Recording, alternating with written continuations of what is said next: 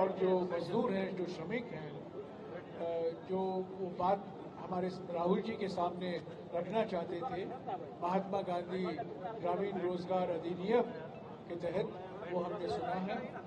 हमें काफ़ी कुछ दस्तावेज भी पेश किए गए हैं और उसके बारे में और आज के जन सुनवाई के बारे में मैं हमारे युवा साथी कन्हैया कुमार जी से गुजारिश करूंगा कि वो आपको संबोधित करें।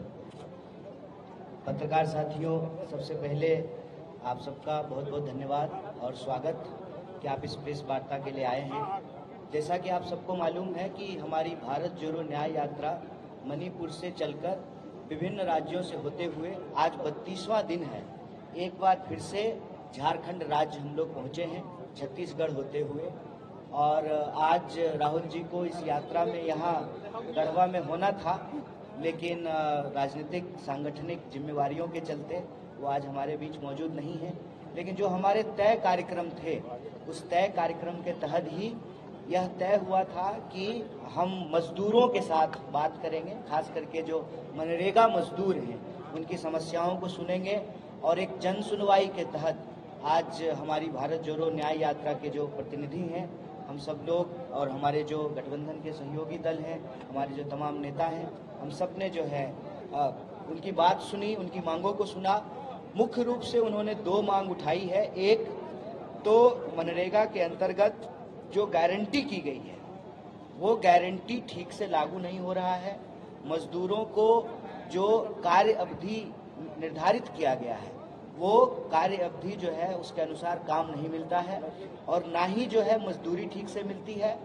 उल्टे करप्शन रोकने के नाम पे जो तकनीकी बदलाव किए गए हैं, उन तकनीकी बदलावों के चलते और ज़्यादा जो जॉब कार्ड हैं वो कैंसिल हो रहे हैं और मजदूरों को ठीक से मजदूरी नहीं मिलते हैं। हम आप लोगों से ये साझा करना चाहते हैं, हमारे बीच में राज्य सरकार के मंत्री मौजूद हैं, उन्होंने साफ साफ कहा कि केंद्र सरकार हमको हमारा राज्य का हिस्सा नहीं देती है, उसकी वजह से जो है हमको दूसरे फंड से जो मनरेगा मजदूर हैं उनको मजदूरी देनी पड़ती है। तो केंद्र सरकार की गड़बड़ियों के चलते, उनकी जो गलत नीति और नियत है, उसके चलते मजदूरों को कई सारी कठिनाइयों का सामना करना पड़ रहा है। और हम समझते हैं कि यही भारत जोड़ो न्याय यात्रा का लक्ष्य है कि हम समाज के जो 140 करोड़ लोग हैं, मोदी जी के 2-4 जो चंदा देने वाले लोग हैं, जो उनके 1-2 दोस्त हैं, उनको छोड़ करके जो इस देश के 140 करोड़ लोग हैं, हम सबके न्याय की बात कर रहे हैं। हम 100% लोगों के न्याय की बात कर रहे हैं। हमारी भारत जोड़ो न्याय यात्रा 5 तरह के न्याय की पुनर्स्थापना की के संकल्पों को दोहरा रहे हैं हम लोग बार बार। वो न्याय हैं किसानों का न्याय, श्रमिकों का न्याय, युवाओं का न्याय और सभी वंचित वर्ग के, चाहे वो गरीब हों, दलित हों, आदिवासी हों, उनके तमाम लोगों के, महिलाएं हों, उनकी हिस्सेदारी की बात और नारी न्याय। इन 5 तरह के न्याय का संकल्प लेकर के यह भारत जोड़ो न्याय यात्रा चल रही है। और आप सबसे हम इस प्रेस वार्ता के माध्यम से यह साझा करना चाहते हैं कि आज देश में, इस देश के अन्नदाता, उनके साथ जिस तरह से अत्याचार हो रहा है, जिस तरीके से एक तरफ तो आप सरकार जो है श्री चौधरी चरण सिंह जी को और डॉक्टर स्वामीनाथन को भारत रत्न देती है, दूसरी तरफ इस देश के जो अन्नदाता हैं, जो ऑलरेडी आंसू बहा रहे हैं, उनका आंसू पोंछने की बजाय उनके ऊपर आंसू गैस के गोले छोड़ रहे हैं। किसान खेतों में अनाज उगाते हैं, धान बोते हैं, सरकार जो है वो सड़कों पर कील बोल रहे हैं। तो मैं कहता हूं कि ये देश बेचने और बचाने की लड़ाई है। किसान बचाने वाली कौम है, वो देश को बचाने वाली कौम है। तो ये हेलीकॉप्टर के घूमने वाले जो लोग दिल्ली की हुकूमत पे बैठे हैं, उनको ये सोचना पड़ेगा कि ये लड़ाई अगर हेलीकॉप्टर और ट्रैक्टर के बीच में छिड़ी है तो जीत ट्रैक्टर की होगी। इस बात को याद रखिएगा प्रधानमंत्री जी।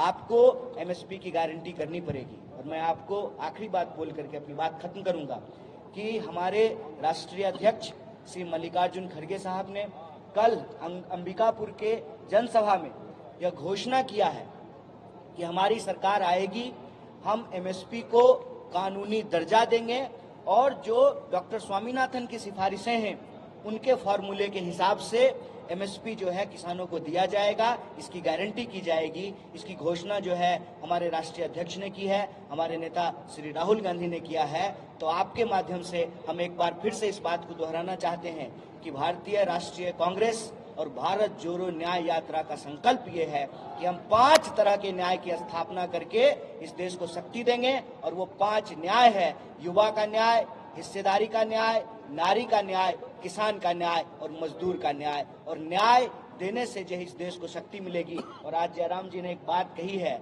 कि हम लोग जैसे भारत जोड़ो यात्रा में कहते थे कि नफरत के बाजार में मोहब्बत की दुकान खोल रहे हैं, उसी तरह से भारत जोड़ो न्याय यात्रा में हम लोग कह रहे हैं कि अन्याय के अंधकार के खिलाफ हम लोग न्याय का दिया जला रहे हैं। तो अन्याय से लड़ते हुए हमको न्याय की स्थापना करनी है। इन्हीं शब्दों के साथ आप सबका शुक्रिया, बहुत धन्यवाद। मैं ये भी कहना चाहता हूँ कि कल 33वां दिन 2 बजे को बिहार के औरंगाबाद में जन रैली होगा, पब्लिक मीटिंग होगी। उसको हमारे कांग्रेस अध्यक्ष मल्लिकार्जुन खड़गे जी और राहुल गांधी जी भी संबोधित करेंगे। कल 2 बजे से फिर से भारत जोड़ो न्याय यात्रा शुरू होगी। सर झारखंड खत्म हो गया सर, भारत जोड़ो न्याय यात्रा सर खत्म हो गया। हाँ जी, झारखंड में खत्म हो गया। झारखंड, हाँ 1 मिनट राजेश जी बात। झारखंड में आप जानते हैं आदरणीय राहुल गांधी जी को बहुत जरूरी काम से दिल्ली जाना पड़ा और उन्होंने यहाँ लगभग 650 किलोमीटर की यात्रा पूरी कर ली थी। और जो 150 किलोमीटर के करीब यात्रा पूरी करनी थी वो बड़े दुख के साथ कहना पड़ता है कि वो संभव नहीं हो पाया।